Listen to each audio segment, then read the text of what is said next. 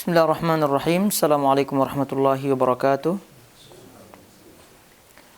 Alhamdulillahirabbil alamin wassalatu wassalamu ala asyrafil anbiya'i wal mursalin nabiyina Muhammadin wa ala alihi wa sahbihi wa man tabi'ahum bi ihsanin ila yaumiddin. Amma ba'd.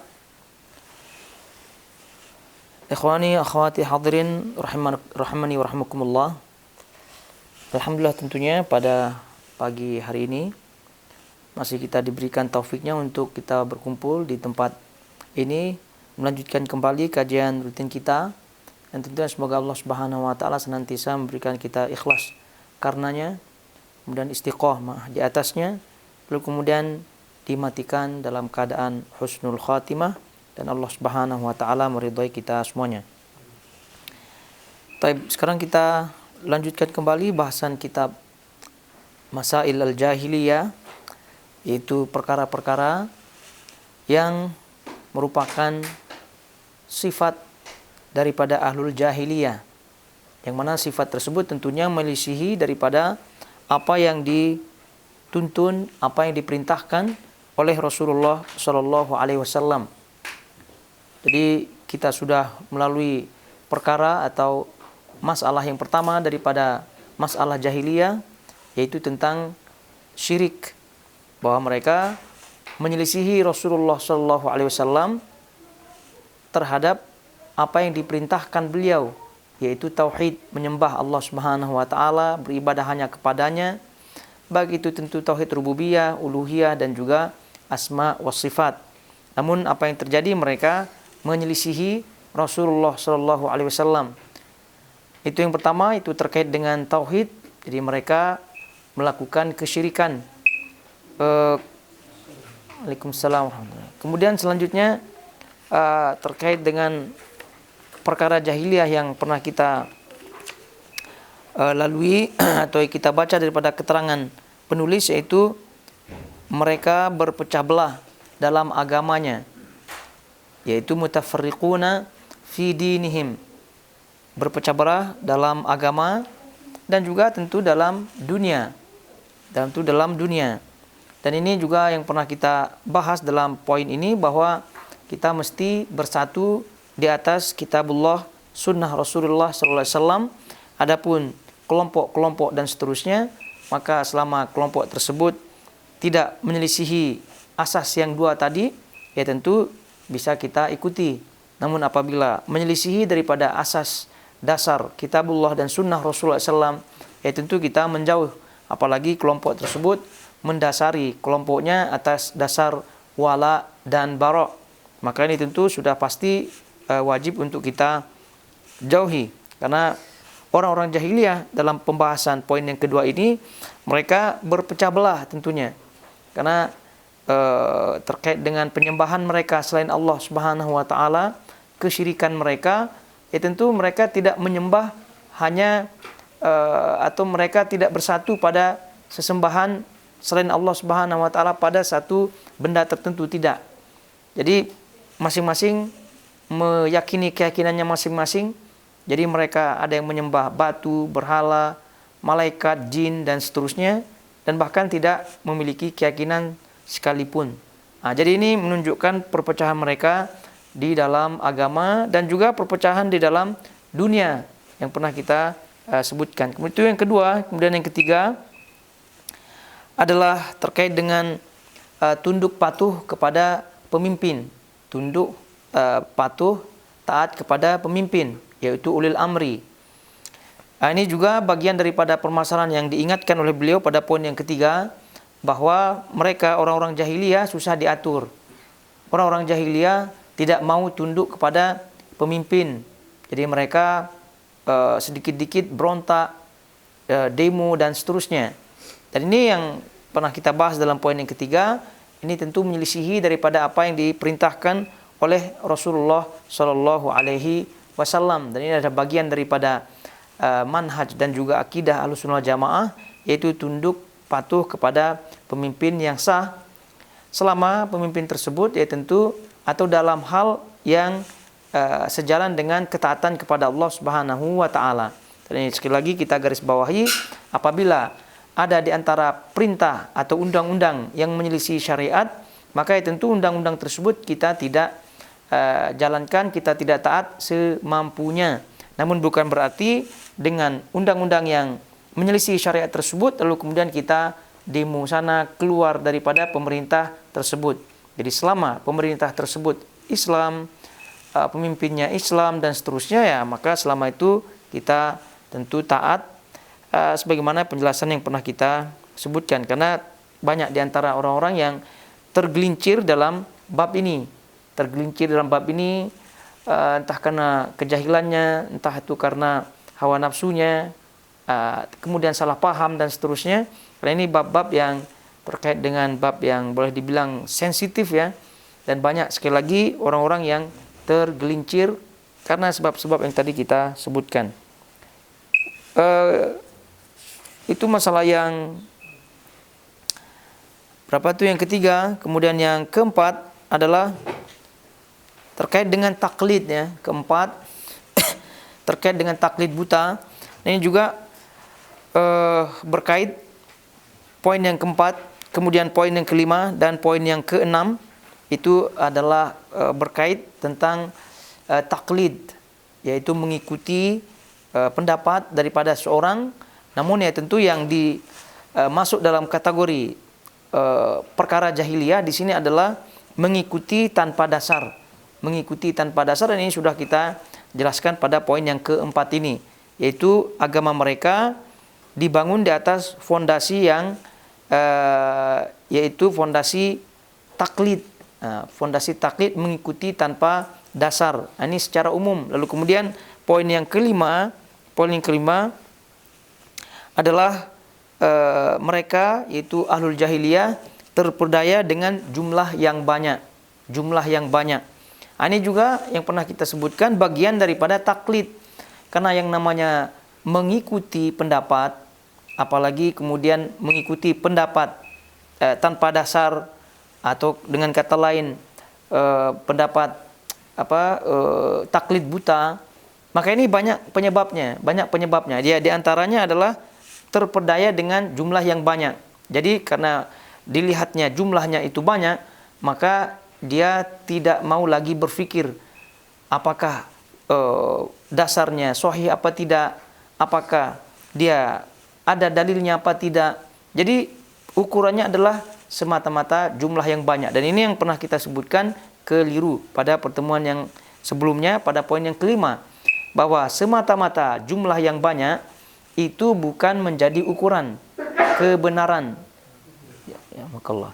Itu bukan menjadi ukuran kebenaran. Dan ini pernah kita sebutkan bahwa kalau kita melihat lafaz-lafaz Al-Quranul Karim, itu kebanyakannya ketika menyebutkan lafaz kebanyakan, lafaz banyak terkait dengan manusia, itu mengarah kepada negatif.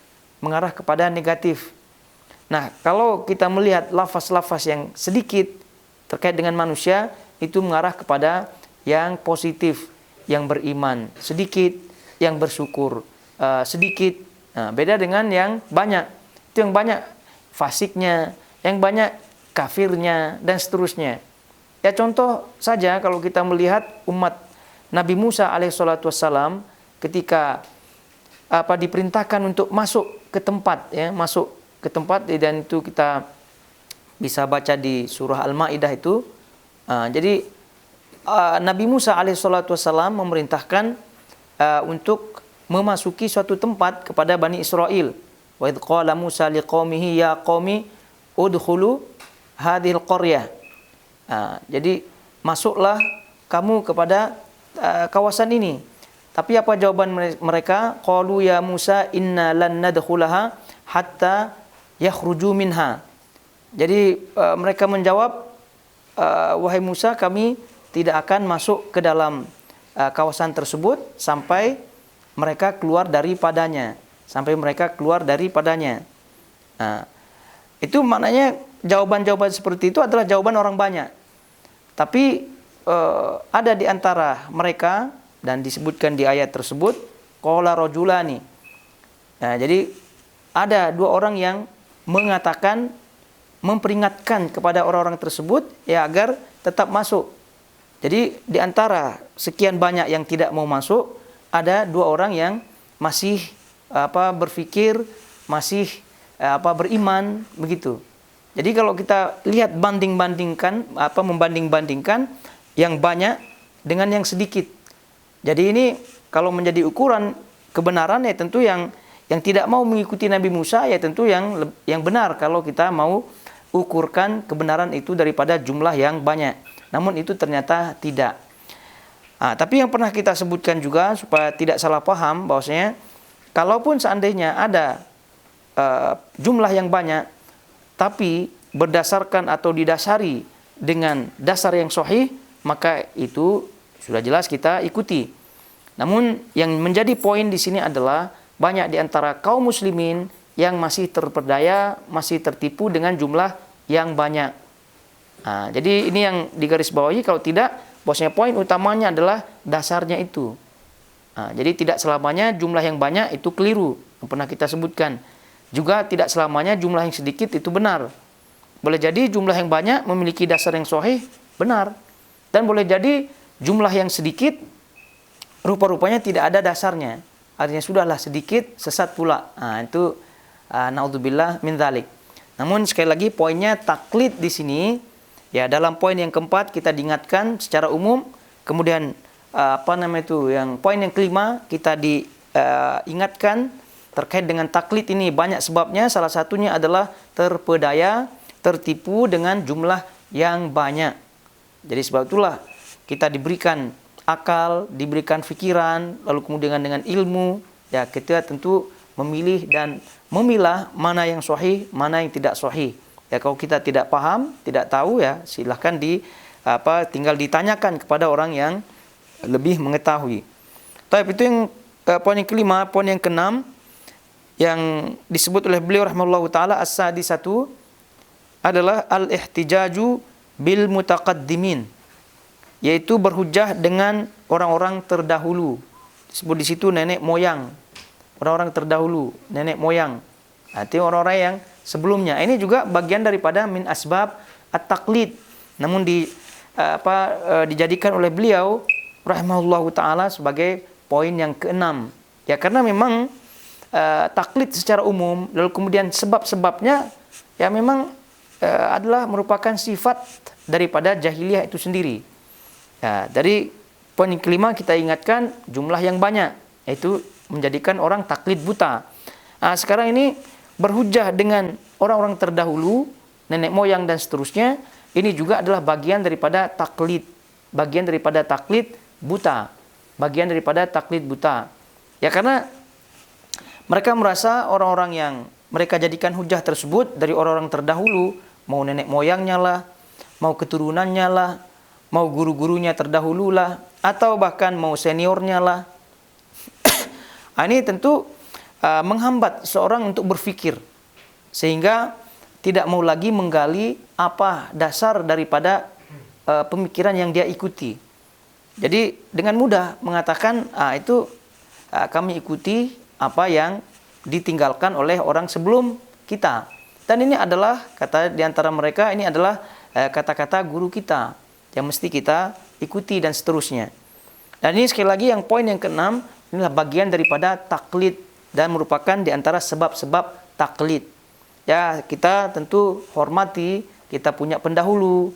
Namun tetap kita yakini bahwasanya setiap manusia itu mesti ada kelemahannya, kekurangannya, dan itu yang sering kita dengar daripada nukilan ucapan Imam Malik rahimahullahu taala terkait dengan ismah, yaitu terkait dengan hanya Nabi SAW yang maksum, yang terpelihara daripada kesalahan-kesalahan.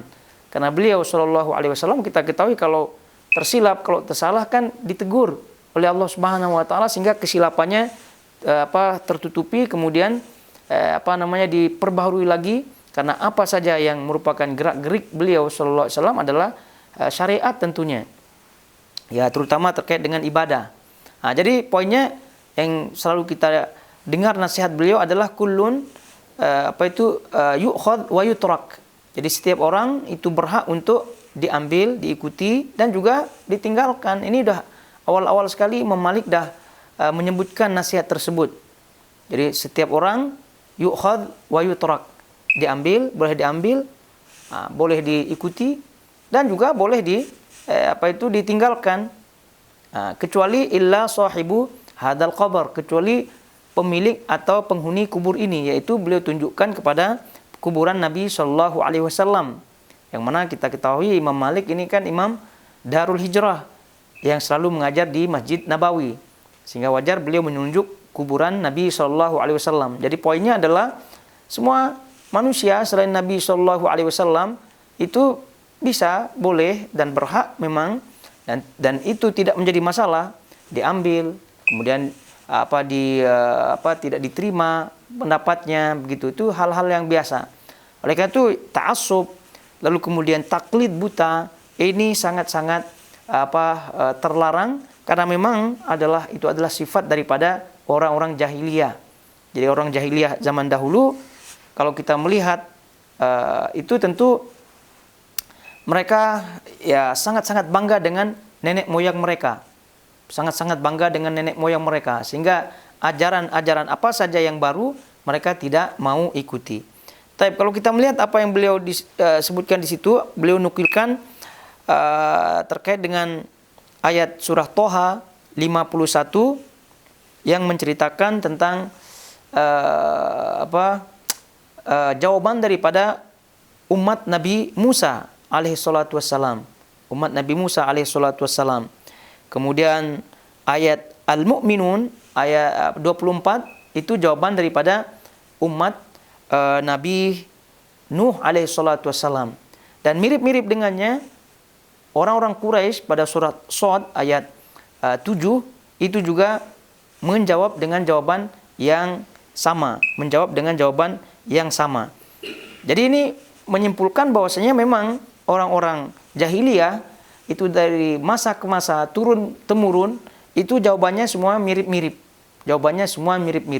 Kalau kita baca di situ qala ka qaulihi qala fama balul qurunil ula. Kemudian ma sami'na bihadza fi abaina al-awwalin. Surah Al-Mu'minun ayat 24. Berkata Fir'aun, yaitu Fir'aun berkata, maka bagaimanakah keadaan umat-umat yang dahulu? Nah, surah Toha ayat 51.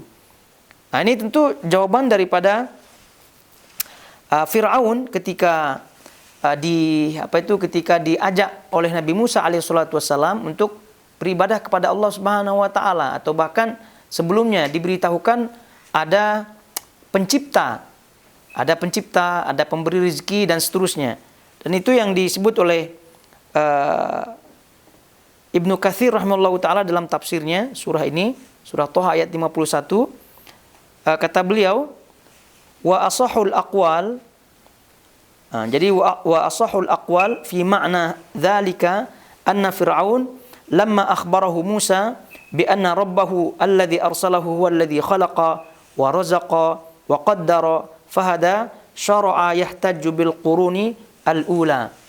Jadi pendapat yang paling sahih dalam makna ayat ini, kata beliau, bahwa ketika Fir'aun diberitahukan oleh Nabi Musa bahwa di situ ada Rabb yaitu Tuhan yang telah mengutus Nabi Musa alaihissalatu wassalam, dan juga Rabb yang menciptakan, Rabb Tuhan yang menciptakan, Tuhan yang memberikan rezeki, Tuhan yang menakdirkan, kemudian Tuhan yang memberikan petunjuk. Maka ketika mendengar ini, syara'a yahtajju bil qurunil ula, maka mulailah Firaun itu berhujjah dengan orang-orang terdahulu, berhujjah dengan nenek moyangnya. Lalu kemudian terucaplah dari ucapan ini, atau terucaplah dari kalimatnya, yaitu surah Toha ayat 51 ini. Maka bagaimanakah keadaan umat-umat yang dahulu? Maksudnya umat-umat yang dahulu pun taklah menyembah Allah Subhanahu wa taala. Jadi orang-orang terdahulu pun tidak mengakui Allah Subhanahu wa taala konon, kata Fir'aun. Jadi ini adalah kata Fir'aun ketika diberitahukan oleh Nabi Musa alaihissalatu wassalam. Begitu juga dengan jawaban daripada kaum Nabi Nuh alaihissalatu wassalam ketika Nabi Nuh mendakwahkan tauhid, yaitu menyeru mereka agar mereka beribadah kepada Allah Subhanahu wa taala. Jadi kalau kita melihat jawaban daripada kaum Nabi Nuh dalam surah Al-Mu'minun ayat 24, kata mereka, "Ma hadza illa basharun mithlukum yuridu an yatafaddala 'alaikum walau sya'allahu la anzala malaikatan ma sami'na bihadza fi abaina al-awwalin." Ini jawaban daripada kaum Nabi Nuh. Ya, kalau kita tartibkan ya tentu Nabi Nuh lebih awal daripada Nabi Musa alaihissalatu wassalam. Namun rupanya kalimat-kalimatnya mirip-mirip. Kalimat-kalimatnya mirip-mirip. Nah, terus kemudian kalau apakah lafaz-lafaz mereka itu bahasa Arab apa tidak? Nah, ini pertanyaan yang kepo namanya ya. Nah, jadi kita tahu bersama bahwasanya mereka-mereka itu tidak berbahasa Arab. Cuma ini adalah hikayah. Nah, jadi diceritakan oleh Allah Subhanahu wa taala dengan bahasa Arab. Tapi maknanya sama. Maknanya sama. Ya alih bahasa lah, begitu kan? Alih bahasa. Dengan Allah membahasakan dengan bahasa Arab, ya tentu mewakili daripada bahasa-bahasa orang-orang terdahulu dengan makna-maknanya yang dalam tersebut. Baik. Jadi kalau kita lihat dalam surah Al-Mu'minun ayat 24, jawaban daripada kaum Nabi Nuh alaihissalatu wassalam yang tadi kita sebutkan, setelah Nabi Nuh mendakwahkan dakwah tauhid agar mereka menyembah Allah Subhanahu wa taala, jawaban mereka apa di situ? Ma hadza illa basyarun mithlukum. Nah, ini ada saja orang-orang ya di antara mereka yang nyeletuk-nyeletuk gitu kan ya. Tentu yang mengatakan seperti ini adalah tokoh-tokoh mereka ya, tokoh-tokoh mereka yang didengar oleh kaum mereka. Jadi mereka mengatakan ma hadza illa basyarun mithlukum. Jadi orang ini tak ada bedanya dengan kalian. Orang ini maksudnya Nabi Nuh itu tidak ada perbedaan dengan kalian, yaitu dia ini manusia biasa. Yuridu an yatafaddala 'alaikum. Nah, mulai dah teori konspirasi lah ya ini. Yuridu an yatafaddala 'alaikum. Dia hanya ingin menjadi orang yang lebih daripada kalian. Gitu kan, dia hanya ingin menjadi orang yang lebih afdal. Yuridu an yatafaddala 'alaikum. Dia hanya ingin menjadi orang yang lebih afdal, lebih tinggi kedudukannya daripada kamu. Ini namanya konspirasi ini. Apakah dia telah membelah dada Nabi Nuh gitu kan, sehingga tahu rancangan-rancangannya, atau sudah bertanya terlebih dahulu gitu. Ini rupa-rupanya konspirasi seperti ini sudah ada sejak zaman dahulu kala ya, sejak zaman Nabi Nuh alaihissalatu wassalam. Sebab itulah janganlah kita mengikut-ngikut ya dengan teori-teori atau dengan ucapan-ucapan atau dengan pendapat-pendapat yang memang tidak jelas sumbernya. Baru lihat di Facebook, ya udah pandai menyimpulkan gitu kan. Baru dapat berita dari WhatsApp gitu, udah menyimpulkan. Udah mulai merajut kesimpulan-kesimpulan kan. Itu namanya konspirasi namanya. Elit global lah, apalah begitu kan, yang global-global itu. Sementara dia masih di rumahnya berbicara global. Gimana? Ini rupanya itu kalau kita baca ayat-ayat, itu rupanya kaum Nabi Nuh sudah pandai ya konspirasi seperti itu. Ya gimana kita tidak sebutkan konspirasi? Dia belum sudah menyebutkan konon rencana-rencana daripada keinginan Nabi Musa alaihissalatu wassalam. Yang pertama dia sebutkan qala ma hadza illa basyarun mithlukum. Jadi Nuh ini adalah manusia seperti kalian, tidak ada perbedaan. Yuridu an yatafaddala 'alaikum, dia hanya ingin lebih mulia atau lebih memiliki kedudukan tinggi dari kalian. Walau sya Allah la anzala malaikatan. Karena kalau betul apa yang dia dakwahkan, maksudnya Nabi Nuh itu betul dakwahnya, maka tentu Allah Subhanahu wa taala akan menurunkan malaikat sebagai juru dakwah.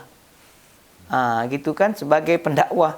Ya bukan dari manusia seperti kita yang ada keinginan-keinginan yang seperti tadi. Jadi kalau yang betul apa yang didakwahkan, ya tentu yang paling berhak untuk menjadi pendakwah adalah malaikat. Yang mana malaikat ini menurut mereka ini ya tidak ada keinginan-keinginan seperti itu. Kemudian kata selanjutnya, ma sami'na bihadza fi abainal awwalina. Itu baru dia. Ma sami'na fi bihadza fi aba'inal awwalin, belum pernah kami mendengar dakwah seperti itu, seruan seperti itu pada masa nenek moyang kami yang dahulu. Rupanya ada juga nenek moyangnya Nabi Nuh ini, kaumnya. Padahal kaum tersebut sudah lama sekali kan, perahunya itu pun walau alam dah dahulu kala lah. Rupanya dia pun berhujah dengan nenek moyang rupanya. Yang mungkin anak-anak Nabi Nuh, anak-anak Nabi Adam lah ya. Itu maksudnya itu. Jadi intinya seperti itu. Jadi kaum Nabi Nuh yang mana nih terdahulu kala sekali dah. Mungkin kalau kita lihat sejarah-sejarahnya mungkin di zaman prasejarah lah itu ya. Walau alam itu lama sekali lah. Namun walaupun lama demikian, tetap juga dia sebutkan nenek moyangnya. Tetap juga dia sebutkan orang-orang terdahulu.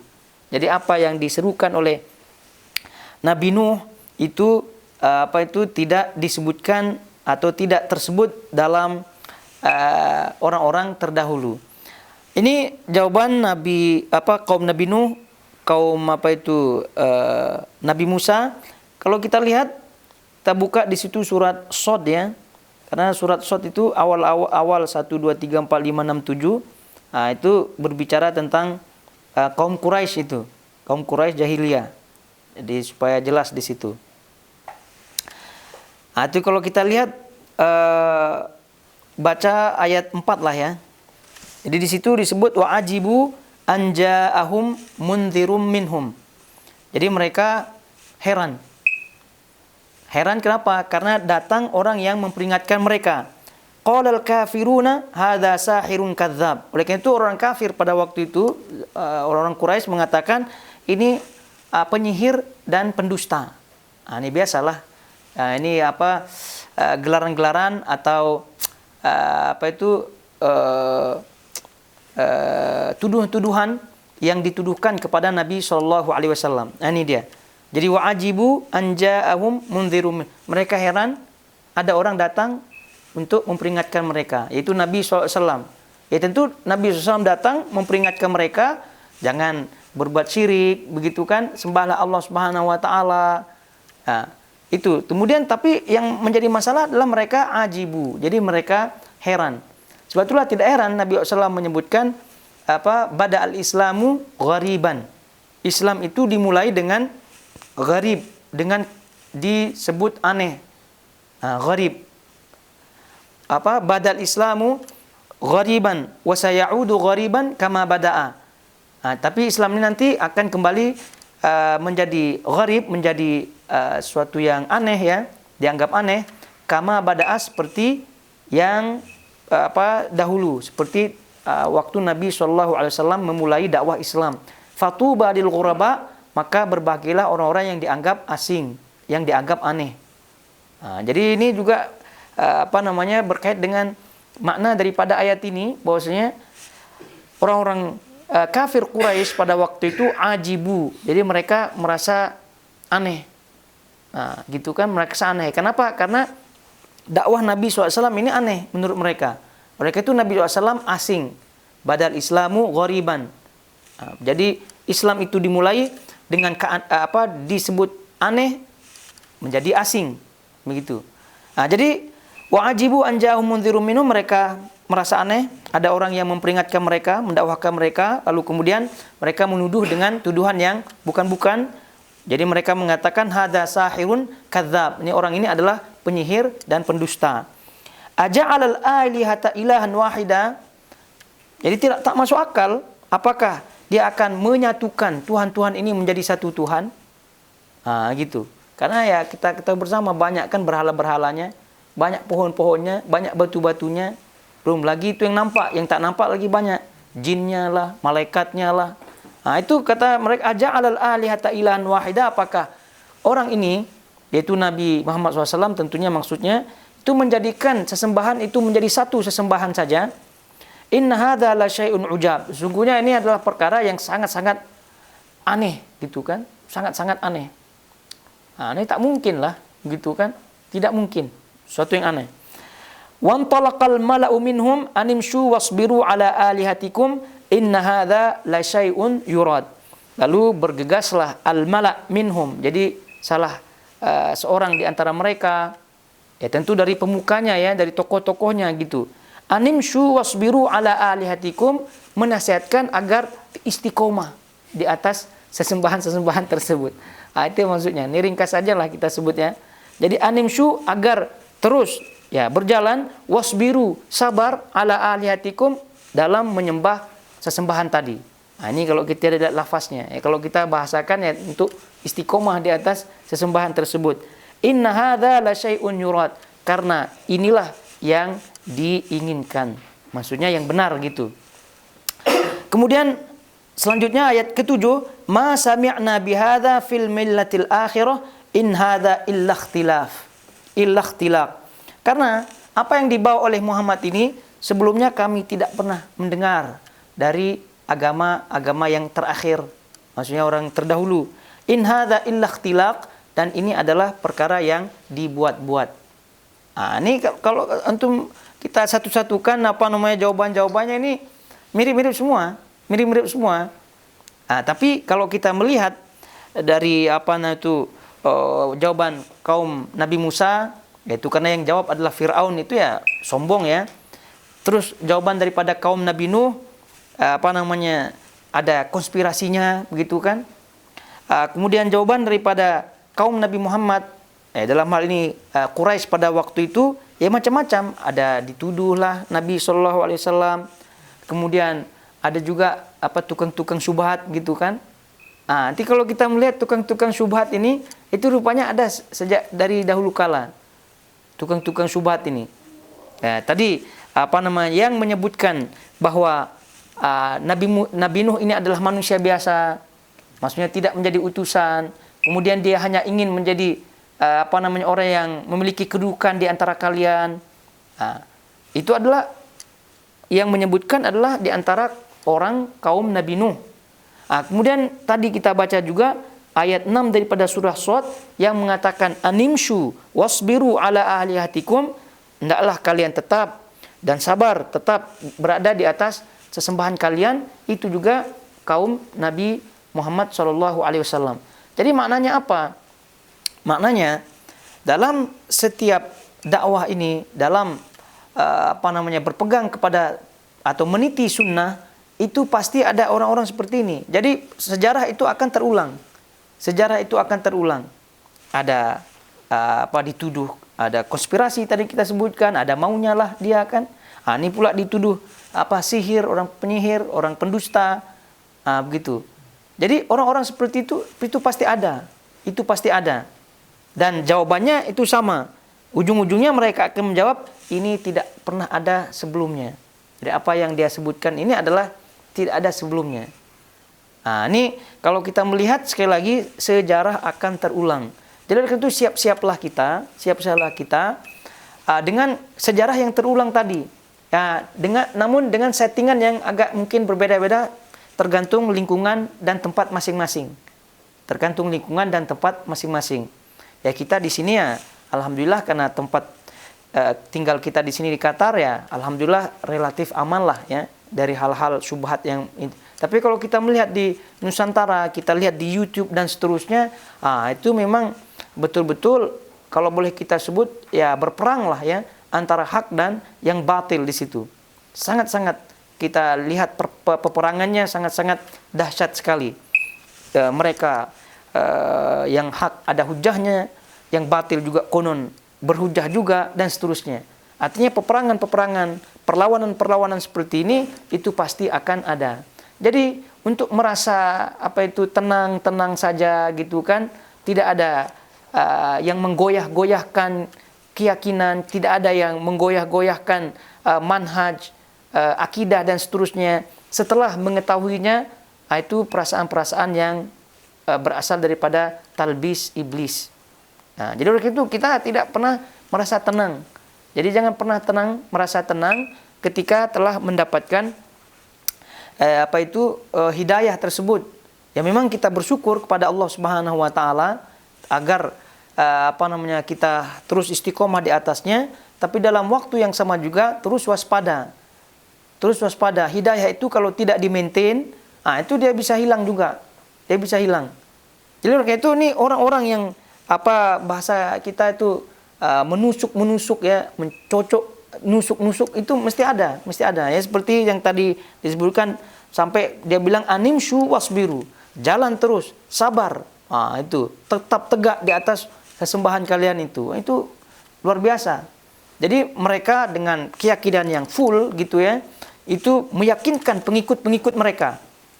Oleh itu kalau kita tidak kuat dalam fondasi, pegangan dalam akidah, pegangan dalam manhaj, maka tidak menutup kemungkinan kita pun akan tergeser,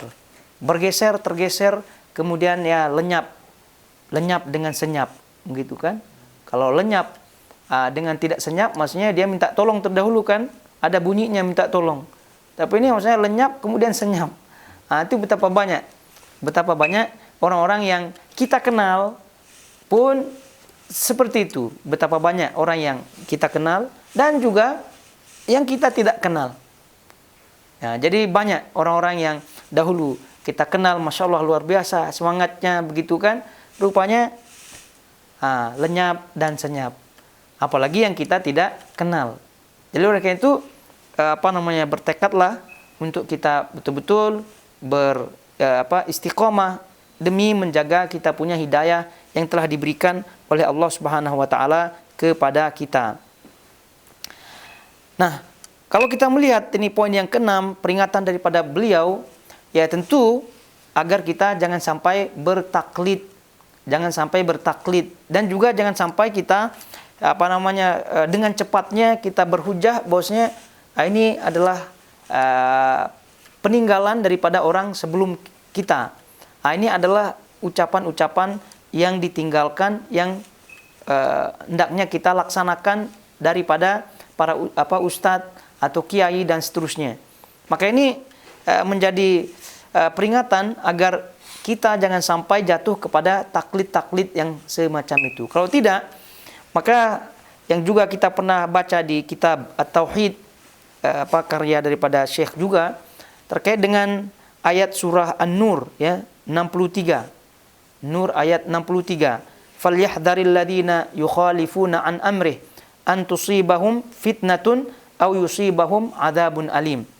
Jadi hendaklah orang-orang yang menyelisihi perintah, yaitu perintah Allah dan perintah Rasulnya, itu hendaklah takut ya dari terkena fitnah, an tusibahum fitnah, terkena fitnah, aw yusibahum adzabun alim, atau terkena azab yang pedih. Jadi ini adalah peringatan tentunya ayat surah 63 daripada surah Nur, agar kita hati-hati. Jangan sampai karena berdalil dengan orang-orang terdahulu lalu kemudian kita terjatuh ke dalam hal-hal yang tidak diinginkan oleh Allah dan Rasulnya. Sebab itulah ayat ini memperingatkan hendaknya takut ya orang-orang yang menyelisihi perintah Rasulullah SAW itu terkena fitnah atau terkena adab yang pedih. Menyelisihi saja ini adalah peringatannya sangat besar sekali. Jadi kalau kita baca di situ apa yang disebutkan oleh Syekh dalam kitab Tauhid, itu disebutkan menukilkan ucapan Imam Ahmad di situ.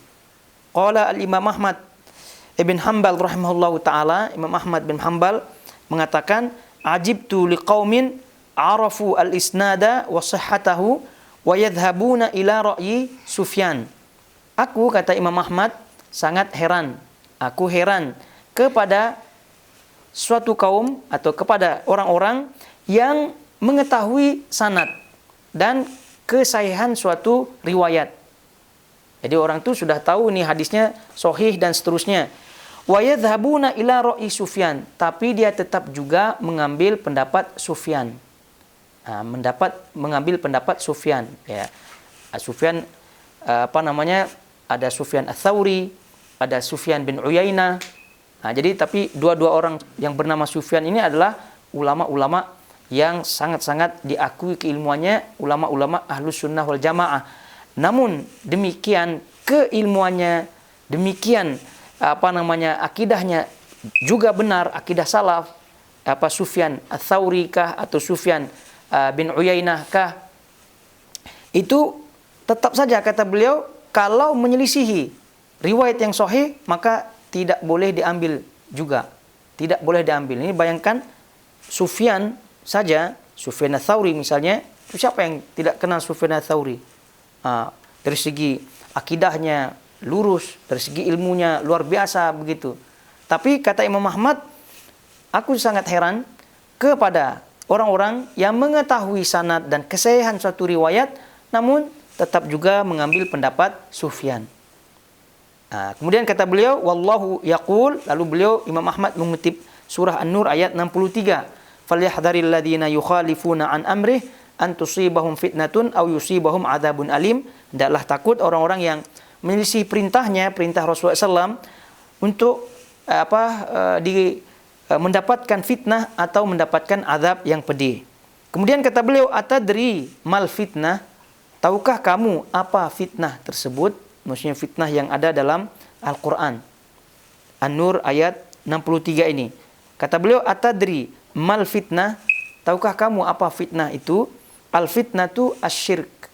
Al-fitnatu asyirku, yaitu fitnah yang dimaksud adalah syirik. La'allahu idza radda ba'da qalihi an yaqa'a fi qalbihi syai'un min az-zayghi fa yahlik. Jadi, kenapa? Karena memungkinkan, ya, kemungkinan jika seseorang itu menolak ucapan Rasulullah Shallallahu Alaihi Wasallam, maka kemungkinan akan ada penyimpangan, sedikit penyimpangan dalam hatinya, lalu kemudian orang itu akan binasa. Orang itu akan binasa. Jadi ini yang disebut oleh beliau rahimahullahu taala, yaitu terkait dengan peringatan Allah Subhanahu wa taala, hendaklah orang-orang yang menyelisihi Rasulullah SAW, menyelisihi sunnahnya, itu hendaklah takut, ya, takut terkena fitnah atau takut terkena azab yang pedih. Fitnah itu ditafsirkan oleh beliau itu adalah syirik. Ya. Ini dari sisi mana terkena fitnah orang-orang yang menyelisihi sunnah Rasulullah SAW?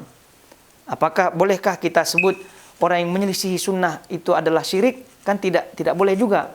Tapi ini kan peringatan, ini adalah peringatan agar orang-orang yang menyelisihi sunnah Rasulullah SAW itu takut nanti terkena fitnah tersebut, nanti takut terkena jatuh syirik. Dari sisi mana jatuh syiriknya? Tadi dijelaskan dari sisi namanya setan, ya. Dari sisi ketika dia menyelisihi sunnah Rasulullah SAW, itu kan nanti masuk sedikit penolakan, sedikit penyimpangan. Dia menolak hadis Nabi SAW, kemudian menyimpang, terpesong daripada sunnah Nabi SAW, lalu kemudian ya ujung-ujungnya adalah binasa. Maka kebinasaan inilah yang dimaksud dengan kesyirikan tadi. Maka jalannya itu ada prosesnya, baru lihat terjatuh kepada al-halak, kepada kehancuran, kepada kebinasaan. Dan itu yang terkait dengan ayat ini. Kita baca juga ucapan daripada Syekhul Islam Ibnu Taimiyah rahimahullahu taala yang dinukilkan di Fathul Majid, ya, karena ayat ini disebut oleh beliau Syekh Muhammad bin Abdul Wahhab dalam kitab Tauhid tadi kita sebutkan, lalu kemudian banyak syarah-syarahnya. Di antara syarahnya adalah kitab Fathul Majid yang kita ketahui bersama, tulisan daripada Syekh Abdurrahman bin Hasan Al-Syekh. Jadi kata beliau di situ terkait dengan ayat surah An-Nur ayat 63 yang tadi, kata beliau, fa idza kana al-mukhalifu li amrihi qad hudzira minal kufri wasyirki aw min al-adzabil alim dalla ala annahu qad yakunu mufdiyan ilal kufri wal adzab al-alim. Jika orang-orang yang menyelisihi perintah Rasulullah sallallahu alaihi wasallam telah diperingatkan dengan menyelisihinya mereka Al-Quran dan Sunnah, yaitu mereka telah diperingatkan daripada kekufuran dan kesyirikan.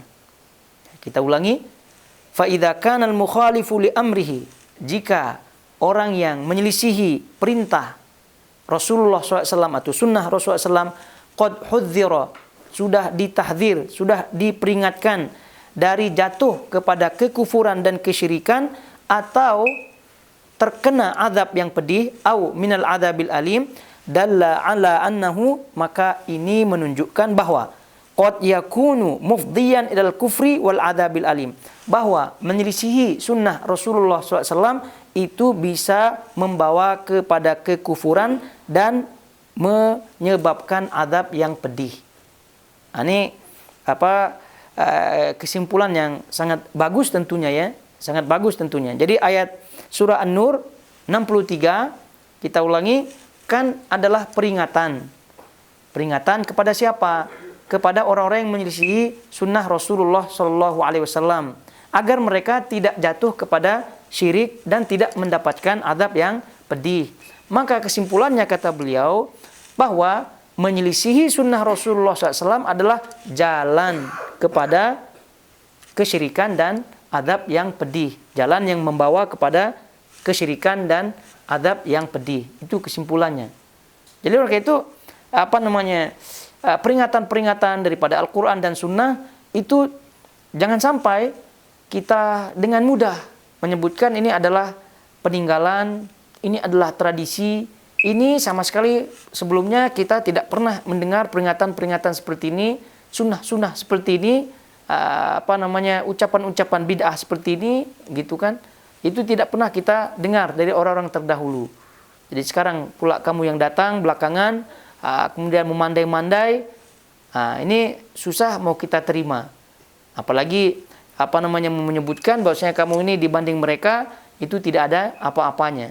Dan ini banyak ya kalau kita melihat fakta yang ada di tempat kita masing-masing, ya mungkin ada di antara kita yang mengalami hal yang sama, mengalami hal yang tadi, ya mungkin dengan kalimat-kalimat yang berbeda namun maknanya sama.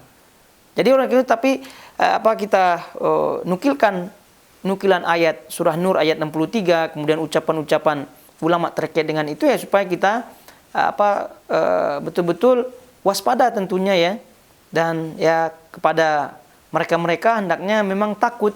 Memang ini adalah ancaman dari Allah Subhanahu wa taala bahwa mereka yang menyelisihi sunnah Rasulullah SAW itu kemungkinan akan mendapatkan musibah yang besar dan kemudian jatuh ke dalam kesyirikan-kesyirikan yang ada. Taib. Kemudian selanjutnya adalah jawaban-jawaban seperti itu ya. Kita melihat tadi kita bacakan jawaban surah kaum Nabi Musa, kemudian kaum Nabi Nuh, kemudian kaum Nabi SAW, Quraisy maksudnya yang tadi, itu mereka taklid buta dengan menyatakan bahwasanya ini adalah apa yang disampaikan oleh nabi-nabi tersebut tidak pernah disampaikan atau tidak pernah didengar sebelumnya. Dan ini meyakinkan kepada kita bahwasanya nikmat hidayah, nikmat sunnah gitu, ini adalah merupakan nikmat yang sangat-sangat besar sekali sebagaimana tadi kita sebutkan, dan kita betul-betul harus maintain, kita betul-betul jaga daripada sunnah-sunnah tersebut. Nah, sekarang kita baca sebagian athar ya, sebagian ucapan-ucapan ulama salaf ya terkait dengan sunnah, terus kemudian berpegang di atas sunnah dan seterusnya. Ini banyak sekali tentunya athar ucapan-ucapan tersebut. Namun ya kita baca sebagian saja tergantung waktu yang ada. Karena dari ucapan-ucapannya ini ya kita mendapatkan nasihat satu, lalu kemudian juga kita semakin kokoh insyaallah taala dalam pegangan di atas kebenaran dan tidak goyah insyaallah taala dengan badai-badai fitnah yang ada. Tapi kita melihat di situ ucapan Al-Imam Al-Auza'i rahimahullahu taala yang disebutkan oleh Al-Lalaka'i rahimahullahu taala dalam Syarh I'tiqad Ahlus Sunnah. Beliau menyebutkan di situ ucapan Al-Imam Al-Auza'i rahimahullahu taala. Kata beliau Al-Imam Al-Auza'i, isbir nafsaka ala sunnah. Isbir nafsaka ala sunnah. Sabarkan dirimu untuk berada di atas sunnah. Isbir nafsaka ala sunnah. Sabarkan dirimu untuk berada di atas sunnah. Berarti di sini bukan kita nasihati orang lain ya untuk sabar. Biasanya kita nasihati orang lain untuk sabar gitu kan, sabar gitu. Tapi ini kata beliau isbir nafsaka. Nah, sabarkan dirimu. Maknanya nasihati dirimu supaya sabar. Jangan lihat orang lain dulu. Isbir nafsaka, dirimu dulu, sabarkan. Ala sunnah, di atas sunnah. Waqif haitsu waqafal qaum. Nah, hendaknya kamu diam di mana kaum itu diam. Apa maksudnya? Kamu diam di mana kaum itu diam. Maksudnya kamu diam di mana kaum yang dimaksud ini adalah sahabat-sahabat Nabi SAW. Mereka diam. Wa qala bima qalu, dan ucapkanlah dengan apa yang mereka ucapkan. Mereka maksudnya sahabat-sahabat Nabi SAW.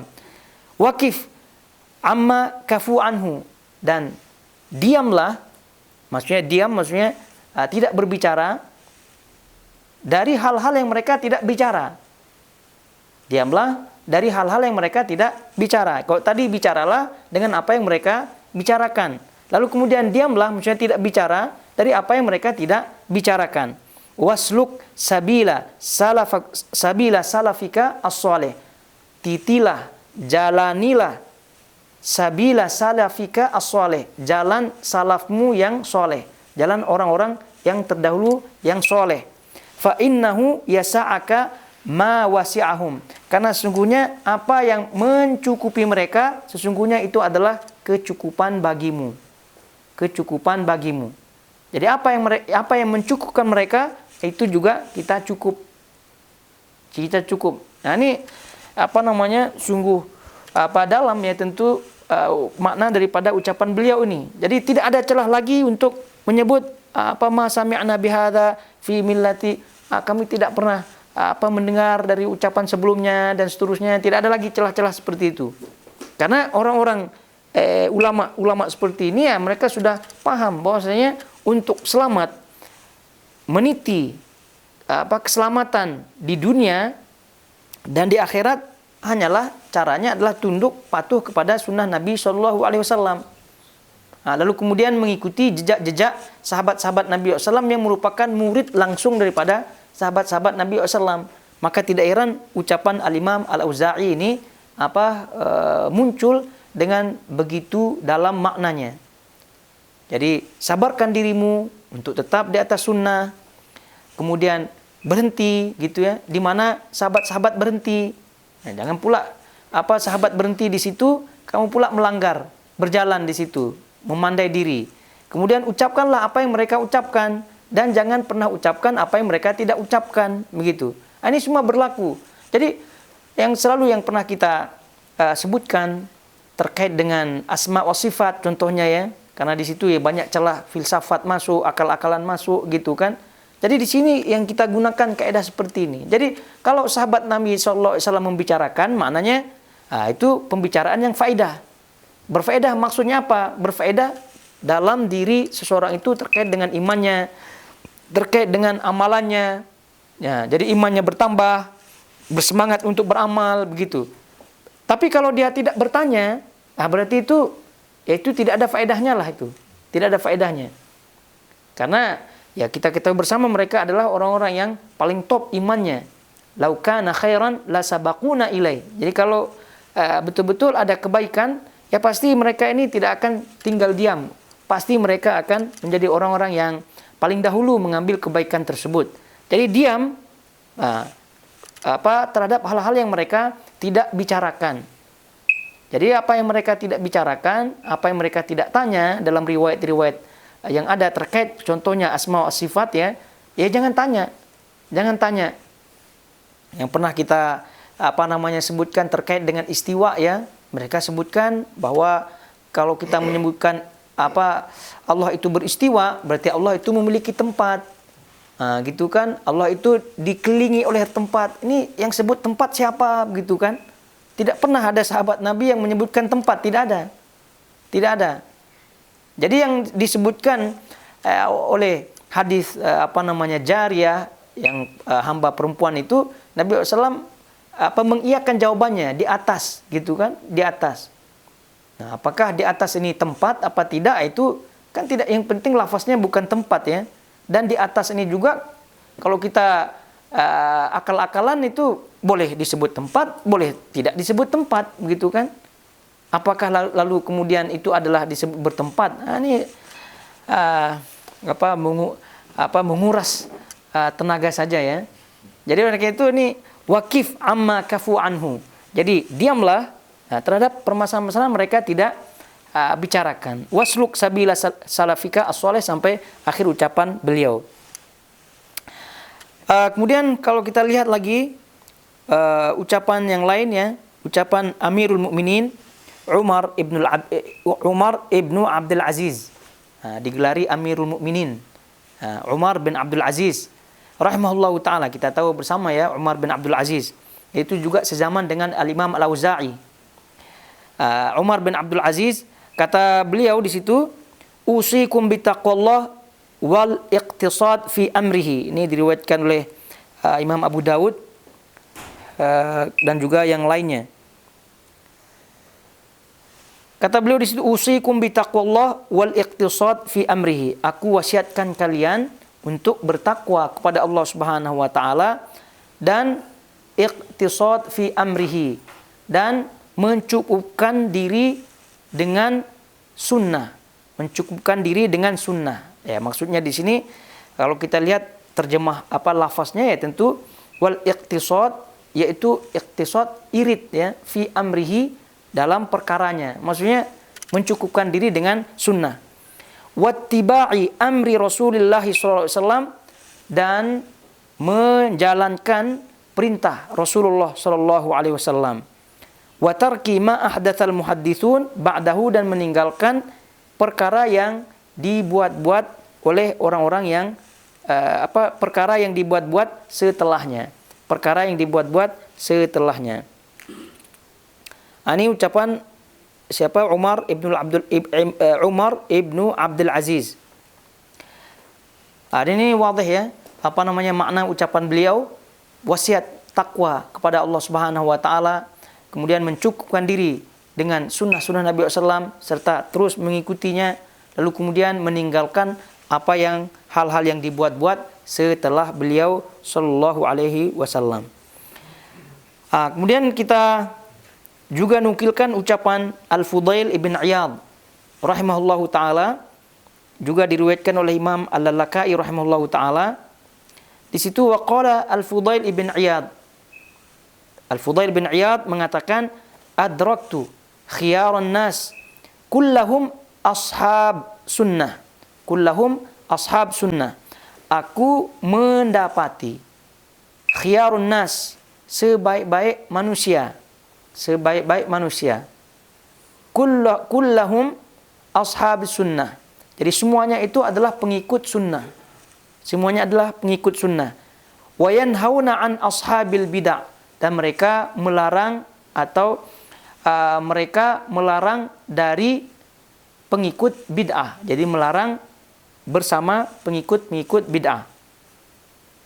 Jadi maksudnya apa? Jadi beliau Fudail bin Iyad rahimahullahu taala bersahabat dengan sebaik-baik orang, yaitu sebaik-baik orang yang semuanya adalah ashab sunnah, semuanya adalah pengikut sunnah.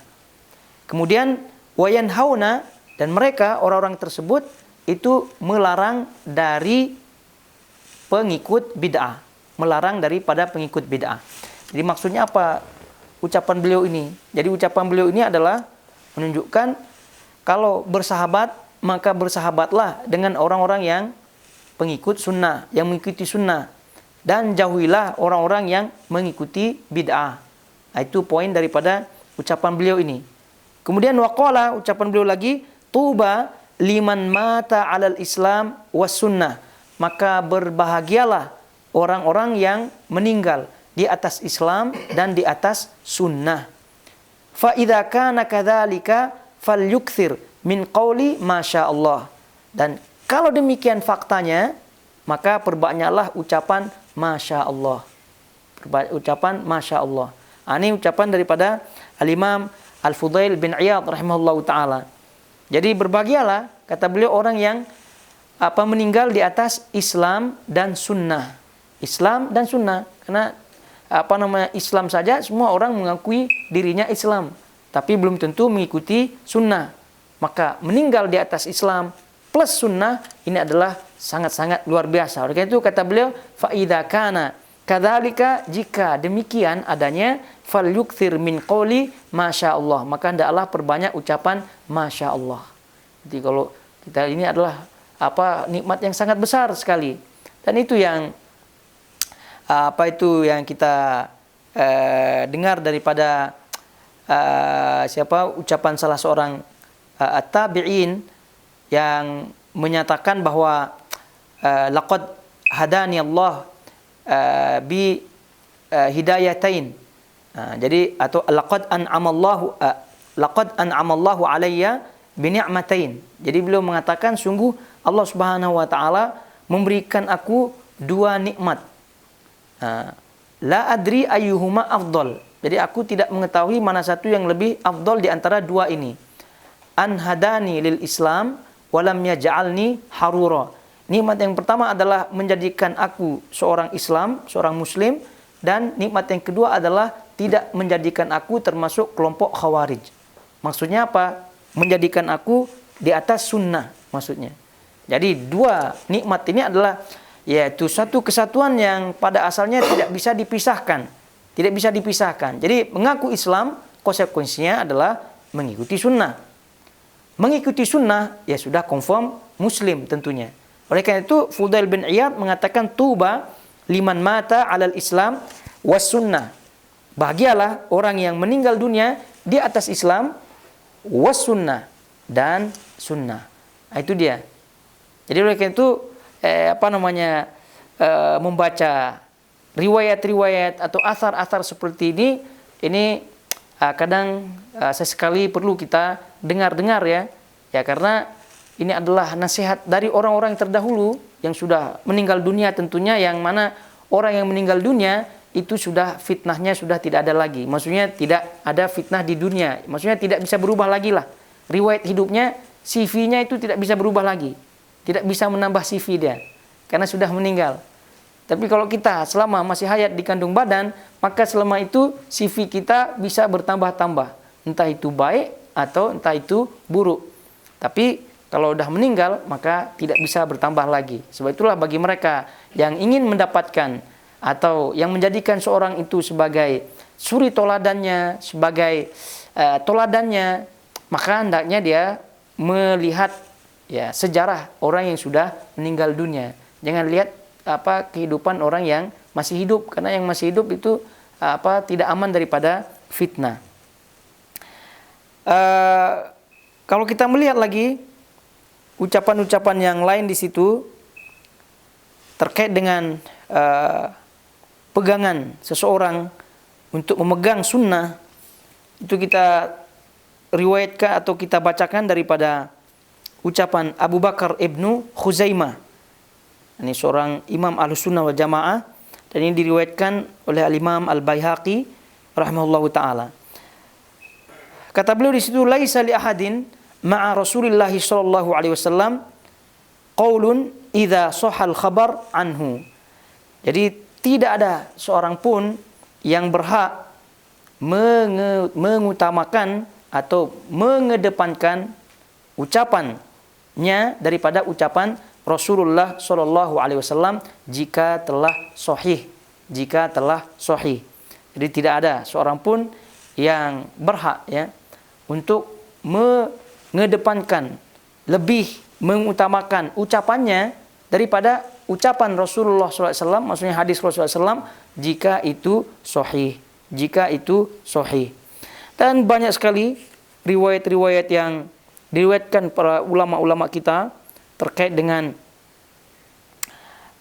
sunnah ini.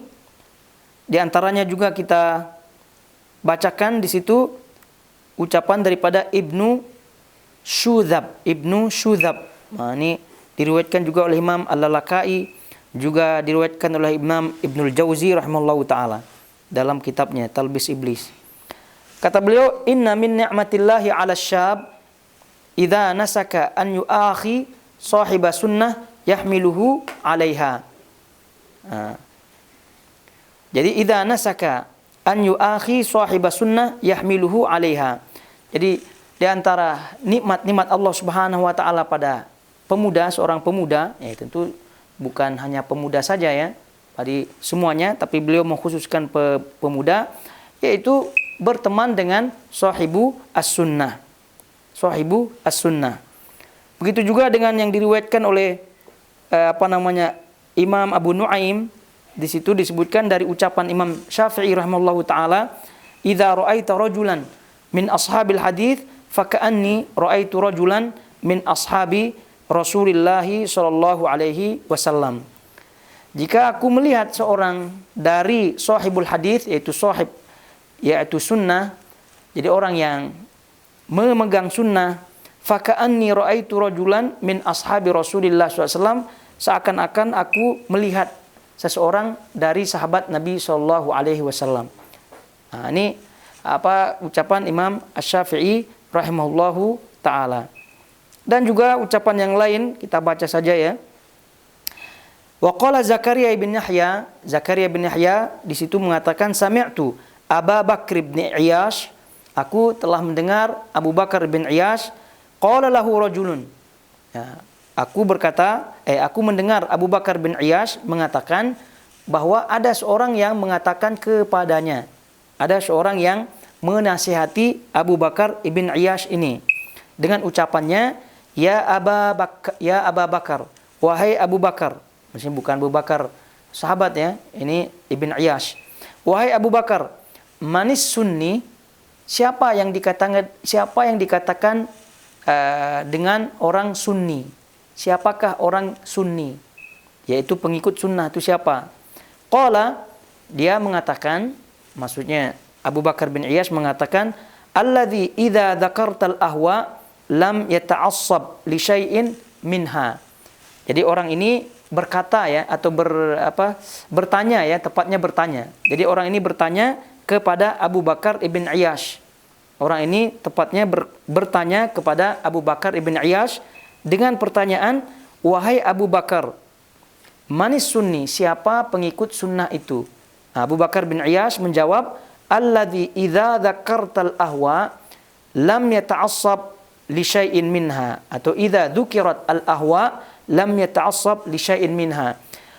Pengikut sunnah itu adalah jika disebut hawa nafsu, maksudnya selain sunnah. Jika disebut selain sunnah, al-ahwa di sini jamak hawa, yaitu hawa nafsu, maksudnya pemikiran selain sunnah. Lam yata'assab li syai'in minha. Jadi dia tidak mengambil sedikit pun darinya. Tidak mengambil sedikit pun darinya. Tidak asub, tidak mengambil sedikit pun daripadanya. Jadi pemikiran-pemikiran tersebut. Jadi ini ucapan daripada Abu Bakar ibn Iyash. Jadi pemikiran-pemikiran yang ada, yaitu selain sunnah, itu ya diambil, boleh boleh ditinggalkan biasa saja. Sebab itu kata beliau, idza dzukirat al-ahwa, jika pemikiran-pemikiran hawa nafsu, pemikiran-pemikiran di luar sunnah disebutkan, lam yata'assab li syai'in minha. Jadi dia tidak ta'assub, maksudnya tidak dia ambil sedikit pun daripadanya. Ya, kalau sesuai pemikiran tersebut sejalan dengan sunnah, ya diambil.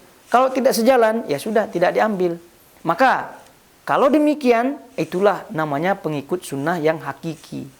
Nah, ini kata Abu Bakar bin Iyash. Ini kalau ini ada jelas hadisnya, begitu kan? Sudah jelas hadisnya, masih juga mengutak-ngatik dan seterusnya. Yang ringan-ringan saja, sunnah yang ringan-ringan saja, gitu kan? Misal sunnah memanjangkan jenggot, misalnya kan, memanjangkan jenggot, kan sudah jelas hadisnya dan seterusnya.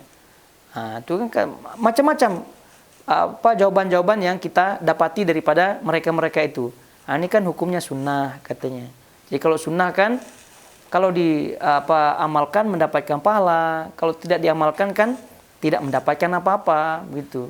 Ya, kamu janganlah ngegas begitu nasihatnya, gitu kan katanya. Kita pula dinasihati. Dan seterusnya. Itu berarti pemikiran-pemikiran namanya. Jadi pemikiran-pemikiran yang ya tentu terkait dengan hawa nafsu.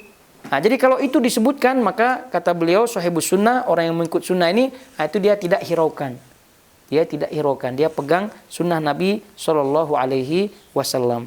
Nah, jadi kalau kita lihat riwayat-riwayat yang ada ini, maka celah untuk seseorang itu masuk ke dalam perkara jahiliyah yang tadi kita baca, sedikit-dikit ini adalah peninggalan orang tua, ini adalah adat istiadat dan seterusnya yang kita harus lestarikan. Maka ini tentu tidak ada lagi, tidak ada cerita. Tidak ada cerita dengan berhadapan dengan athar atau riwayat-riwayat yang sangat-sangat tegas ini. Dan tadi kita sebutkan, apa yang kita sebutkan dari riwayat-riwayat yang ada adalah salafus soleh semuanya, orang tabi'in. Kalau tabi'in, kalau tidak tabi'in, tabi'in gitu. Dan ini adalah zaman masa yang dahulu kala sekali, sekian ratus tahun yang lalu, bukan mungkin 1000 ya, bisa 1000 tahun yang lalu. Ini kalau dijadikan ini sebagai nenek moyang pun tak masalah. Betul tidak? Ini masalahnya kita balik ke kampung gitu kan, yang disebut adalah nenek moyangnya adalah mungkin generasi, mungkin jauh-jauhnya Majapahit lah ya. Ya, generasi Majapahit, generasi masa Islam lah begitu kan, awal-awalnya kerajaan Demak gitu kan, dan seterusnya itu. Mungkin itulah sampai situ nenek moyang kita. Tapi ternyata kalau kita baca riwayat yang ada ini yang menyebutkan tadi Al-Imam Al-Auza'i, yang menyebutkan tadi Umar bin Abdul Aziz, yang itu semua mungkin 1000 lebih tahun yang dahulu kala. Jadi kalau ini dijadikan sebagai rujukan, sebagai nenek moyang, maka ini tentu selamat. Dan itu yang tadi disebutkan sebagai salafu as-soleh. Sampai di sini kiranya, dan insyaallah taala kita akan lanjutkan kembali bahasanya, dan semoga Allah Subhanahu wa taala menetapkan kaki-kaki kita di atas sunnah-sunnah Nabi SAW, kemudian mematikan kita dan juga menyelamatkan kita daripada sambaran-sambaran syubhat yang ada sampai akhir hayat kita, dan Allah meridhai kita semuanya. Barakallahu fikum semuanya. Wassallallahu ala nabiyina Muhammad wa ala alihi washabihi wasallam.